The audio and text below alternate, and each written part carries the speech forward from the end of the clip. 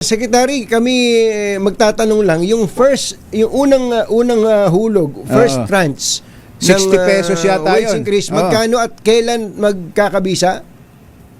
Sa 25 po, sa Sabado. 25. Tinan mo nga naman, no? July 25. Aha. Opo. Yung 25 25 cut off kasi yun kumbachero Pagka may ibang kumpanya yung cut off yung 10.25 ang pasweldo.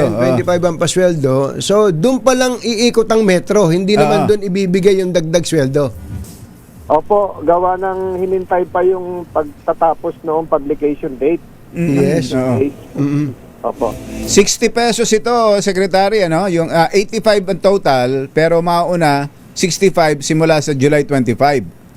Opo, yung susunod na bahagdan ay sa 2027, February 20, yung 25 pesos po. February 20. February 20. Nabanggit ho namin kanina na kung kailan yung hindi na humihingi yung mga Napagod na siguro kasi sigaw Tsaka nyo naman na at tsaka pagdating nyo pa lang diyan sa Dole, ano ho ba ang buong pangyayari at paano rin kayo umabot sa ganitong halaga, 85 pesos?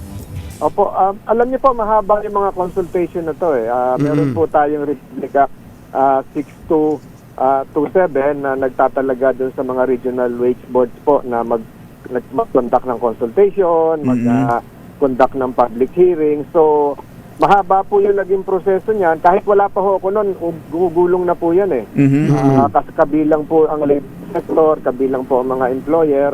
Tripartite, kasama po ang ating pamahalaan, kasama po ang dating NEDA, DEP na ngayon, kasama po ang DTI. So, meron pong formula po yan, yung general equilibrium kung saan napasok yung datos ng inflation, yung halaga ng piso, at lahat na. At kabilang na rin po siguro yung naging bahagi ng February 28 na hidwaan sa Middle East. So, kasama po lahat yan. So, ito po yung lumabas na sa datos. At yan po acknowledge din naman ng NEDA na ganyan po talaga. Ever since po, ganyan po yung formula na ginagamit. Hindi po ito out of blue. Meron po itong basic. Dumaan sa siyensya. May science yan. May pag-aaral. May pag-aaral po. At ganon din po ang ginagawa ngayon sa iba't ibang rehiyon. Ongoing po ngayon sa Region 3. Ang alam ko, Oktubre, ito naman yung malaki-laki po ito, Region 7, Cebu. Po yun. At saka yung Region 4A dito po sa Calabarzon. Nako! So, ito ay gumulong.